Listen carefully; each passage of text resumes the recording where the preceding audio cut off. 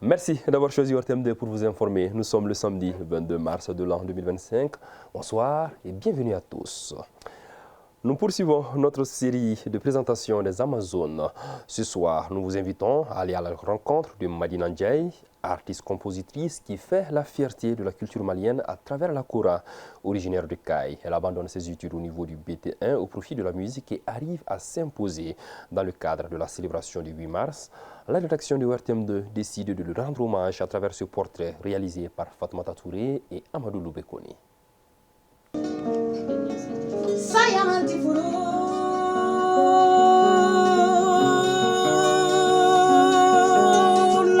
Madina Ndiaye est une artiste passionnée et une militante rigoureuse dans son travail qui trace un chemin inédit à travers la musique mandingue. Première femme à jouer de la kora au Mali, elle a obtenu son diplôme de fin d'études fondamentales DFA à l'Institut de formation des jeunes aveugles du Mali, IGA. Par la suite, elle entre à l'ESICA où elle se laisse porter par son amour des mélodies mandingues. C'est alors qu'elle décide d'approcher Toumani Diabaté qui la forme à la pratique de la kora. Je suis venue à la kora par amour. Je ne suis pas venue à la kora pour prendre la kora et monter sur la scène et chercher de l'argent. C'était pas prévu du tout.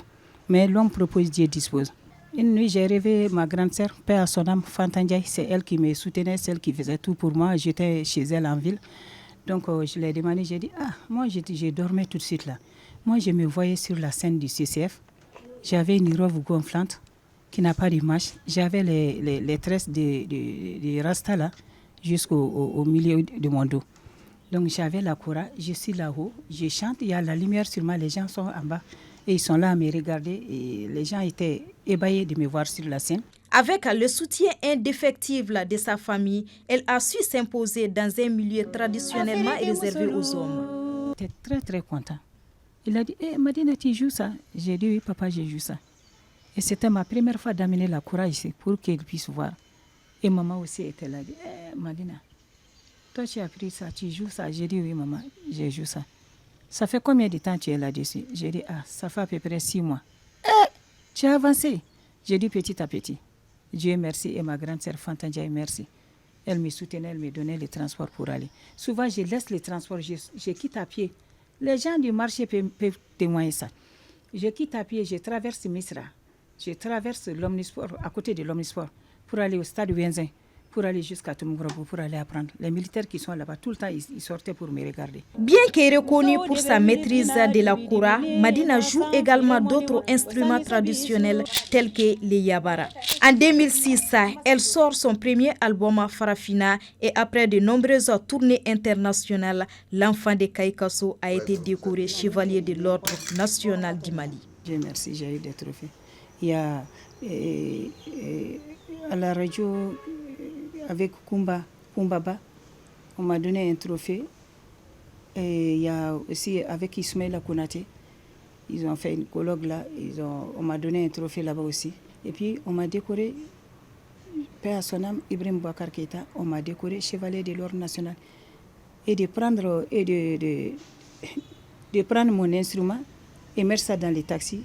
La personne aussi qui m'a sorti de ça, c'est Madame Ibeka Aminata Keïta. Affectueusement surnommée par ses proches Dina Kora Folamuso Sarama, elle est respectée et appréciée pour sa simplicité et sa générosité. Adina Ndiaye, c'est une femme très grande et elle a parcouru très géante et qui donne l'exemple en Afrique et qui donne la culture, surtout la culture africaine. Donc c'est une femme respectable qui se bat pour notre culture. Dina, c'est une personne, elle est bien. Elle est très bien dans la famille. Elle fait tout. Tout ce qu'elle a, tout le monde mange ensemble. On mange ensemble. Madina Ndiaye est mon homonyme. C'est aussi ma grand-mère. J'aime beaucoup son chanson. J'aimerais être comme Mamie Dina dans les jours à venir. Toutefois, son parcours n'a pas été sans difficulté. En 2002, elle perd complètement l'usage de ses deux yeux. Ce fut une épreuve difficile, mais Madina a fait preuve d'un courage et d'une résilience remarquables. Le moment où j'ai perdu la vue et de reprendre pour venir à la Koura, parce que j'ai fait 3 ou 4 mois comme ça, je ne touche pas à la Koura. Mais je suis descendue de l'hôpital, je suis arrivée dans la chambre. La première des choses que ma sœur a fait, paix à son âme, elle a pris la Koura. Elle s'est cachée, elle a pris la Koura seulement, elle est venue, elle a posé ça, que Madina, voilà ta Koura.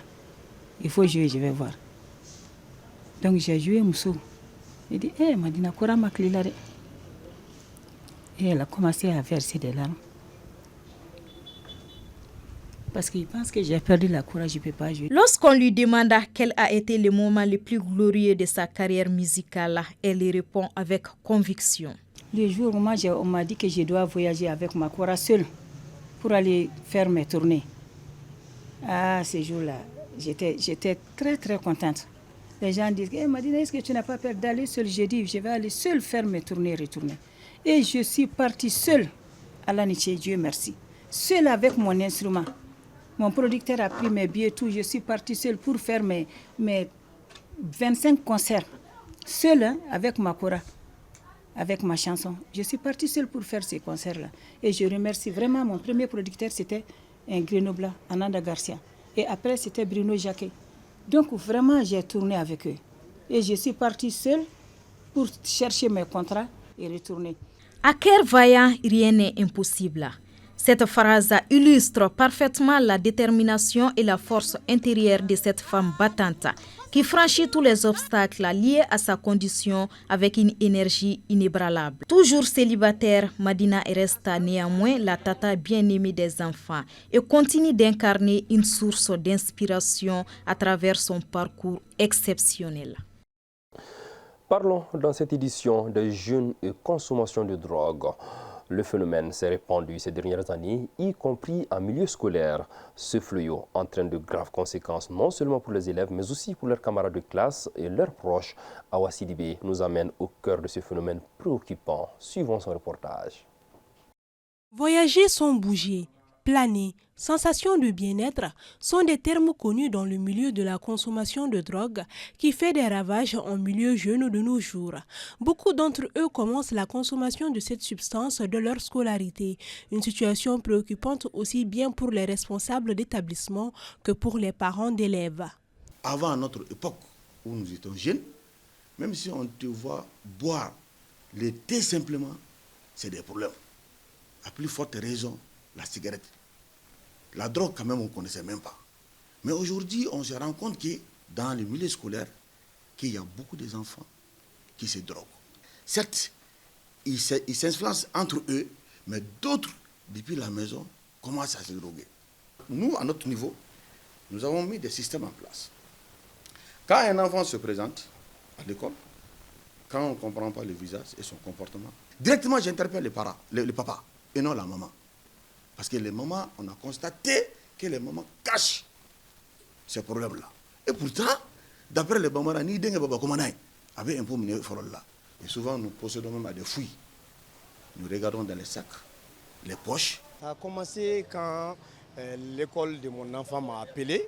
Ce jour-là, quand je suis venu, je pensais que c'était concernant les notes qui tenaient à m'avertir de ce qui s'est passé sur la situation de mon enfant et que je pressentais, mais vous connaissez actuellement la situation de notre vie. Ce n'est pas facile d'aller trouver les gains et puis s'occuper réellement de l'éducation. La première des choses, surtout au moment où ils arrivent au niveau secondaire, il y a la puberté qui est là. On est conscient de cela. Il y avait tellement de types de drogues, des bonbons, qu'un parent ne pouvait pas comprendre. Mais c'est ce jour-là que j'ai été face à ces trucs-là. La drogue englobe toutes les substances psychoactives. Elle a 3 effets principaux, hallucinogènes, dépresseurs et stimulants. La consommation de drogue peut avoir plusieurs causes. Le milieu scolaire, c'est un milieu d'éducation, c'est un milieu de socialisation. La poursuite de la socialisation commencée par la famille. Et quand vous prenez le Mali c'est un pays de transit de drogue. Cette frontière, avec ce pays, les frontières sont poreuses, donc les drogues rentrent, le contrôle n'est pas facile. Et les familles, surtout dans les milieux urbains, n'ont pas le contrôle des enfants, n'ont pas le suivi éducatif des enfants. Chacun s'en débarrasse en leur donnant ce qu'ils veulent comme téléphone, comme moyen de transport, moto, voiture. Au niveau de la société, les gens, tout le monde court derrière l'argent, tout le monde court derrière l'emploi et personne ne s'occupe de l'enfant de l'autre. Donc ils sont laissés à eux-mêmes. Il y a 4 types d'enfants. Les enfants non consommateurs résolus. Quoi qu'il en soit, ils ne consommeront jamais. Ensuite, il y a les non consommateurs vulnérables. Ils ne consomment pas à l'état actuel. Mais si rien n'est fait, s'ils ne sont pas formés, ils ne sont pas sensibilisés, ce genre d'enfants, on les voit de la 9e année à la 10e année, ils changent de cap. 3e type d'enfants, ce sont des consommateurs au stade précoce. Lui, il a déjà consommé. Il a commencé, mais il n'est pas allé loin. 4e type d'enfants, c'est les consommateurs au stade avancé. Et là, c'est grave. Alors, ce type d'enfant, il devient très vite consommateur et dealer. Soit il est à l'école, soit il n'est pas à l'école, mais il rôde autour de l'école pour initier des enfants à la consommation de la drogue. Et lui, il est très dangereux. Il est plus dangereux que les dealers. Donc, on aide les parents à se lever tôt pour amener les enfants dans les centres spécialisés pour la prise en charge, avant que ça n'arrive à un stade où on peut regretter. En plus des associations engagées dans la lutte contre la drogue, l'Office central de lutte contre les stupéfiants OCS et la mission interministérielle de coordination de lutte contre la drogue MILD travaillent activement pour éradiquer ou du moins limiter la consommation de drogue en milieu scolaire, plus précisément chez les jeunes. D'abord, selon les données statistiques de l'Office central des stupéfiants, nous avons le cannabis qui est le plus grand consommé par les jeunes au Mali. Bon, le cannabis également a d'autres dérivés tels que on a le skench. Couche également est un dérivé de cannabis. Le chicha n'était pas interdit auparavant, mais après les analyses des experts, on a vu que dans plusieurs contenus de ces matériels, on trouvait d'autres produits. Le tramadol est déjà interdit au Mali. L'OCS a 84 campagnes de sensibilisation dans toutes les régions du Mali. Nous voyons dans nos consultations de plus en plus de jeunes qui s'adonnent à cela. Les tranches d'âge de 11-12 ans jusqu'à 19, 20 ans, 21 ans. Et il y a des chiffres qui parlent. Parce que là, déjà, il y a des études qui ont révélé il y a quelques temps qu'il y a plus de 70% des jeunes qui consomment, c'est-à-dire au Mali, à ces jours. Et dont 25% sont des filles. La consommation de drogue a des répercussions graves sur les élèves, impact sur les relations sociales, de plus a des effets sur la santé physique et mentale, des troubles comportementaux, une baisse de performance, des absences qui peuvent parfois causer l'abandon de l'école. Pour faire face à ce fléau, une synergie d'action est en cours, mobilisant divers acteurs. Et le gouvernement, l'État, la politique qu'on est en train de mettre en place pour sensibiliser au sein de la commission, ça regroupe toutes les entités.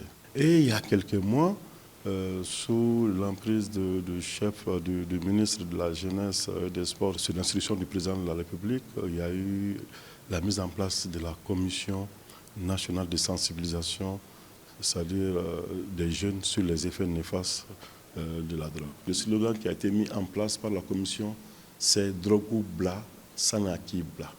L'influence des cultures occidentales, notamment à travers le rap et les fictions, favorise la banalisation et la promotion de ces stupéfiants. Cette mentalité pousse de nombreux adolescents à croire que consommer de la drogue les rend plus cool, branchés ou même leur donne une allure américaine. Malheureusement, cette perception erronée les entraîne de plus en plus vers la perdition. Pour une durée d'1 an, les membres de la Jeune Chambre internationale universitaire de Moriba-Bougou ont prêté serment lors de leur première assemblée générale pour la mandature 2025. Il s'agit également de valider le projet des différents domaines d'activité de ce mandat. Dala Traoré.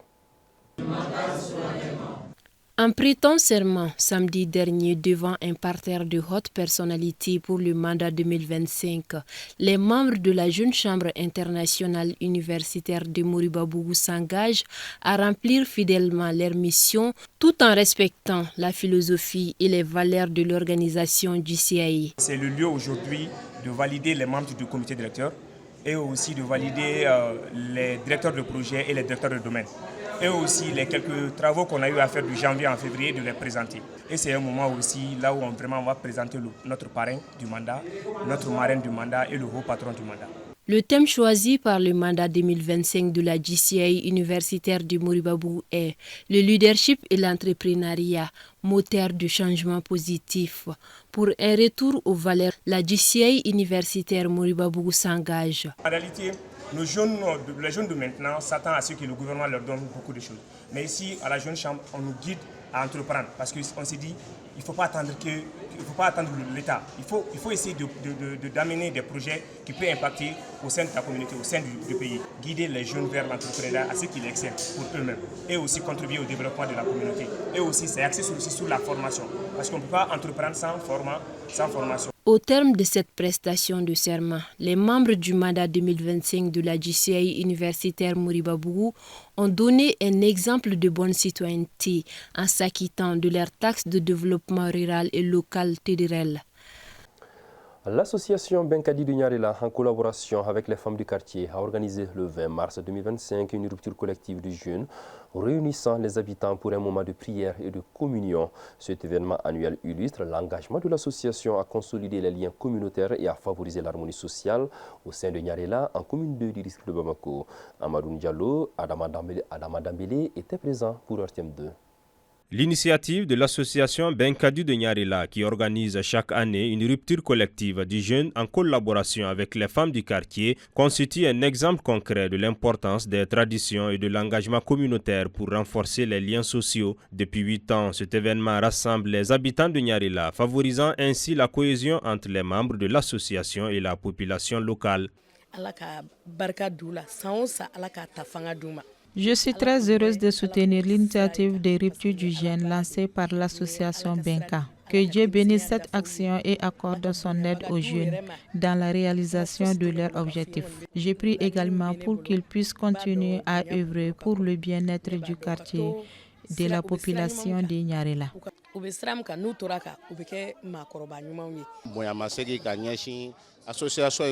Je souhaite adresser mes sincères remerciements à l'association Benka pour l'honneur qu'elle m'a fait en me désignant comme parrain de cet événement. Cela reflète parfaitement l'esprit d'entente et de cohésion qui unit les habitants de notre quartier. Selon le président de l'association Benkadi, cette initiative va bien au-delà de l'aspect religieux. Elle vise à encourager le vivre ensemble et à renforcer l'entente entre tous les habitants de Nyarela, qu'ils soient jeunes, femmes ou leaders religieux et coutumiers. Cette démarche s'inscrit dans une volonté de tisser des liens durables et de favoriser une meilleure compréhension mutuelle au sein de la communauté. On a initié d'organiser une rupture collective avec les femmes du quartier en 2018. Dès ce jour-là, on a pris ça en charge à chaque année, à chaque mois de carême, on fait ça. Avec les gens du quartier, dehors de la commune même. On appelle tous les musulmans, les uns les autres, pour venir faire la rupture collective ensemble, de prier. En parallèle de cette initiative spirituelle, l'association Benkadi mène également plusieurs actions de développement dans le